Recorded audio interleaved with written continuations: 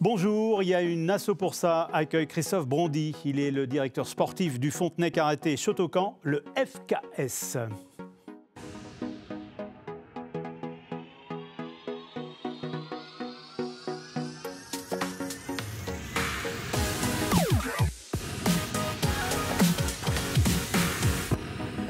En France, elles sont 250 000 à pratiquer le karaté, un art martial dit japonais dont les techniques visent surtout à se défendre.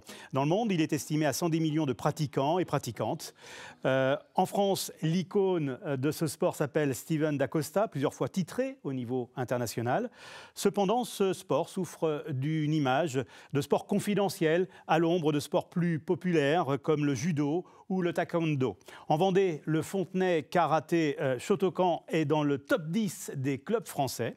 Près de 350 adhérents pratiquent la discipline, avec quand même 2 champions du monde, Manon Spenato et Steven Balzan. Christophe Brondy, bonjour. Bonjour. Bienvenue sur ce plateau de Il y a une asso pour ça. Alors, je disais que le karaté est un sport confidentiel. Vous confirmez ou pas ? Oui, au niveau national, mais pas à Fontenay-le-Comte. Ah oui, Fontenay-le-Comte, c'est un sport très populaire, très pratiqué, avec plus de 350 adhérents. Et nos athlètes sont assez suivis et soutenus par l'ensemble du territoire et assez connus sur Fontenay du fait qu'on a une grosse actualité sportive qui est un peu la vitrine pour tout ce qui est notre filière du haut niveau. Vous ne souffrez pas de l'image que peut avoir justement la discipline comme le judo ?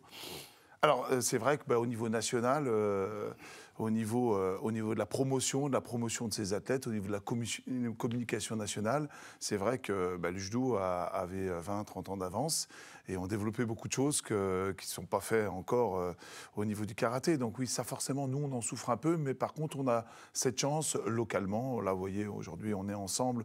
Hier soir, on avait France 3 Pays de la Loire qui était là pour Lola Cochard qui va au championnat d'Europe. Ouais. On est sur le côté local, départemental, régional, très très suivi du fait de nos résultats, du fait de cette vitrine nationale et internationale. Karaté, c'est un sport de combat, de défense avec des valeurs bien ancrées. Quelles sont les principales valeurs ? Alors, il y a effectivement cette idée du code moral qui est mise en avant dans tous les arts martiaux, que ce soit le karaté ou que ce soit le judo, etc. Donc, il y a cette idée-là. Et donc, c'est vrai que la personne qui vient pratiquer du karaté, souvent, il y a une recherche pour soi, par rapport à soi. Donc, il y a tout aussi une culture... Cette maîtrise de soi ? Voilà, c'est ça. Donc, il y a vraiment un travail sur soi-même qui se fait et qui doit se faire dans un cadre parce qu'il va y avoir une notion de contrôle, de pratique, de faire face à l'agression, de l'échange avec le partenaire, etc.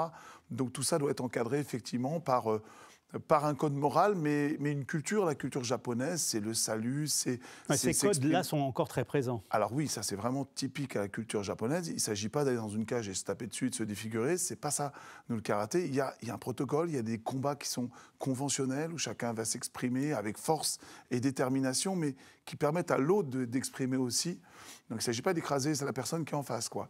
Donc effectivement, cette discipline-là fait vivre un code moral, puis ensuite, quand on va en compétition, il y a des valeurs, mais ça, c'est tous les sports qui les mettent en avant. Donc, on ne va pas dire qu'on l'a plus que d'autres. Tous les sports, je pense, essayent de véhiculer quelque chose. Par contre, la pratique en elle-même, le fait que c'est un sport de combat, un art martial, nous oblige quand même à mettre en place certaines valeurs qui relèvent de la culture japonaise. Sport violent ?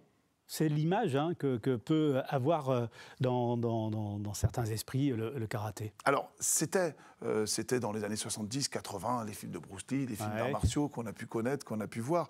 Je pense que globalement, aujourd'hui, le karaté a une très très bonne image. Nous, sur Fontenay-le-Comte, on est dans les collèges, on est dans les écoles, on est dans les lycées.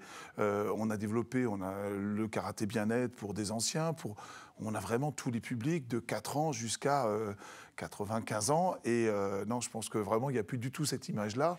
Et c'est même moins dangereux. Il y a moins d'accidents. On paye moins cher en assurance au karaté que dans d'autres sports où des fois, on s'oublie un peu à courir après le ballon. Non, là, on ne s'oublie jamais. On n'oublie jamais l'autre et on respecte l'intégrité physique de l'autre. Donc non, il y a très peu de blessures, en fait, dans le karaté. Qui sont ces sportifs qui pratiquent le karaté ? C'est quoi le profil ? Alors, c'est justement une des spécificités qui explique aussi le fait que ça fonctionne bien sur Fontenay, c'est qu'on a été les premiers en Vendée à ouvrir le karaté à 4 ans. Donc c'est vraiment très jeune.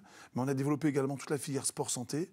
C'est-à-dire que là, on a des anciens, des très anciens, on va en parler justement, qui viennent pratiquer par le biais du sport-santé et par le biais de pratiques un petit peu détournées qui amènent aussi vers ça.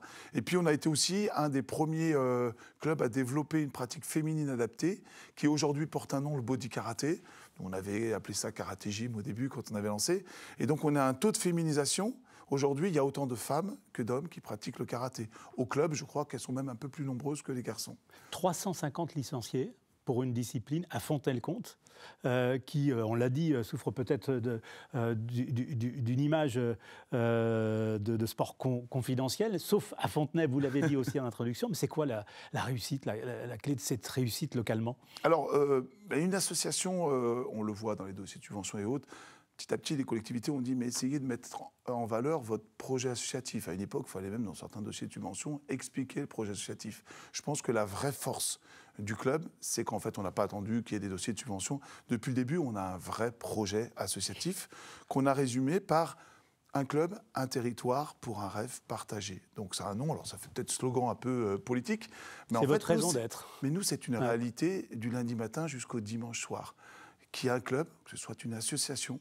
Donc c'est beaucoup de bénévoles qui, dans des endroits différents, s'investissent sur ce projet associatif. Un territoire dont l'ancrage sur l'ensemble du territoire, Fontenay-le-Comte, mais également toute la communauté de communes. On a une section sport-santé à l'Hermenot, etc., avec la maison médicale. On travaille avec toutes les institutions. On est très ancré et on propose des services au territoire. Pour un rêve partagé, on fait rayonner ce territoire sur la scène nationale, internationale et mondiale. Et on essaye de faire partager ce rêve international au plus grand nombre.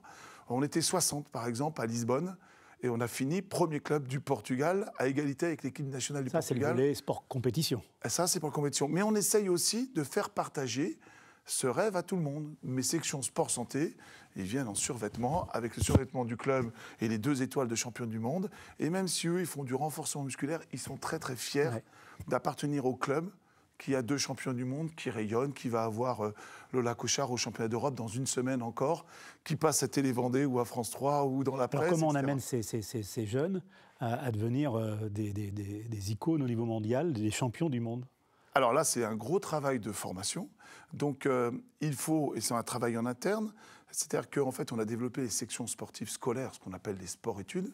Donc là aussi, on est assez pionnier là-dedans. Il y a la section sport-études du Collège Tiraco, qui est faite en partenariat avec le comité de Vendée de karaté, basé donc, au Collège Tiraco de Fontenay-le-Comte. Et il y a ensuite la section sportive scolaire du lycée. Tout ça validé également par la Ligue régionale. Donc il y a une vraie filière de haut niveau et le club est lui-même labellisé par le ministère et l'Agence nationale du sport comme une structure de haut niveau reconnue. C'est-à-dire que le club n'est pas seulement un club où on pratique du sport ou de la compétition. C'est aussi une structure à part entière, identifiée de haut niveau, pratiquement comme un pôle. Donc là, derrière, il y a les collectivités, on a un équipement adapté qui n'est pas un simple dojo, c'est un centre de karaté avec bureau administratif, avec structure d'entraînement, etc. Donc là, les pépites peuvent s'entraîner, sont accompagnés scolairement pour pratiquer dans les bonnes conditions, justement, la discipline et arriver au plus haut niveau. Voilà, ils ont tout, et puis on a une spécificité, c'est que dans certains sports, il y a des fois 2 spécialités. Nous, en karaté, il y a le combat, bien sûr. Il y a aussi la pratique kata. Et une des spécificités de Fontenay, c'est d'être présent sur les 2 tableaux. Lola a fait 3e au circuit mondial à Dubaï, part au championnat d'Europe en combat. L'année dernière, on avait Tom Courtois, 3e au championnat d'Europe kata, sélectionné pour les championnats du monde kata. Donc, une de nos marques de fabrique, c'est d'être aussi capable de performer dans les 2 spécialités, donc pour différents types de publics. Et il y a le sport santé. Et ça, c'est une marque forte sur laquelle vous appuyez de plus en plus, parce que ça correspond aussi à un besoin de la société, d'une certaine manière, quand on pratique une discipline. C'est plus la compétition, c'est me faire du bien. Et du territoire. Alors, c'est vraiment... là aussi, on a été assez pionniers. Alors, moi, au démarrage, j'étais directeur régional. Donc, on travaillait sur ces problématiques à l'époque où ce n'était pas encore développé dans la société. Ce n'était pas encore structuré. Maintenant, on a les comités départementaux olympiques sportifs, on a l'État, on a chaque Premier ministre qui nous fait un discours de politique générale en parlant du sport santé, etc. Donc aujourd'hui, la société a commencé à structurer ça. Nous, à l'origine, déjà, on savait qu'on allait aller vers ça, vers des médecins qui vont prescrire de la pratique. Et donc, on avait lancé ça, on était un petit peu en avance. Et donc, on a développé en matinée, parce que certains anciens veulent rouler le soir, c'est pas simple. Des cours de karaté qu'on a appelé karaté bien-être adapté pour des personnes qui avaient des problèmes de santé, d'autres qui avaient un certain âge. Puis c'est devenu un cours pour tous maintenant. Mais on a développé aussi en parallèle tout un programme de sport santé, renforcement musculaire adapté, cohérent à notre pratique sur la santé du dos, la santé des épaules. On a développé un programme karaté cancer. Et en fait, on travaille avec toute la communauté médicale, avec des kinés spécialisés dans le suivi de certains patients, avec la maison médicale de l'Hermenot qui nous fait des prescriptions, qui envoie des gens pour ce type de pratique qu'on appelle remise de mouvement, et suivi par des infirmières qui viennent tous les jours aux entraînements. Et là, vous avez des encadrants qui sont formés justement pour, pour cette pratique du sport santé. J'ai développé ça même avant les formations officielles développées. Moi, je suis diplômé d'État 2e degré, donc c'est quelque chose... Moi-même, je suis quelqu'un... À 15-16 ans, mon médecin m'a dit « change de sport du fait de tes problèmes de dos ». Donc j'ai changé de médecin et j'ai commencé à développer effectivement une pratique, une expertise sur les problèmes de dos, alors qui ne vient pas de moi. Hein. C'est par exemple pour le dos, c'est la méthode Gasquet, il m'a fallu du temps pour trouver ça, etc. Mais mettre en place, et c'est ça en train de se populariser maintenant un petit peu dans toutes les salles de sport, un peu partout. Donc, mais on a mis en place une vraie méthode pour ça, et avec beaucoup de résultats. Donc c'est un club qui vit bien. Ah oui, très bien. Très bien. C'est du bonheur au quotidien. Avec, je parlais de Manon Spenato et de Steven Balzan, ce sont les icônes. 350 licenciés au total.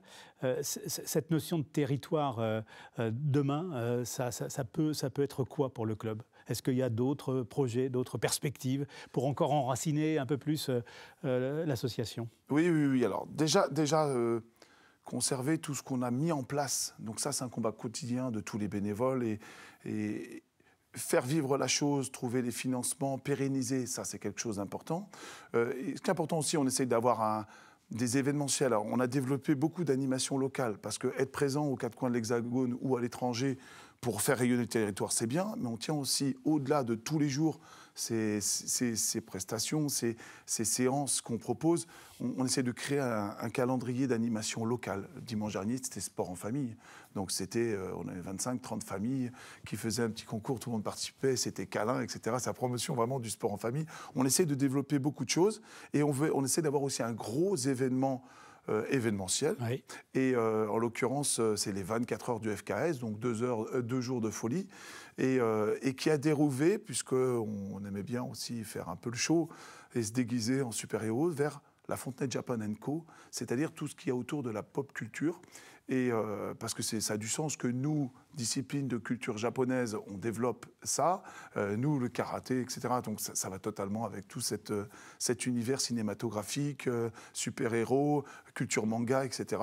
Et donc on a créé un méga événement, c'est plus d'1 millier de visiteurs qui sont venus l'an dernier. Et en 2026, c'est les 50 ans du club. Donc pérenniser tout ça, développer tout ça en semaine et aussi en week-end, et créer un événement qu'on a créé, qui porte un nom, et le faire prendre en grandeur à l'espace René Cassin, etc., pour le rayonnement du territoire, 2026, avec en plus ces 50 ans du club, ça, c'est un peu notre feuille de route.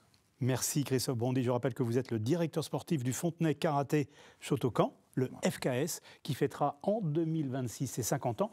Nous aurons peut-être l'occasion d'en reparler.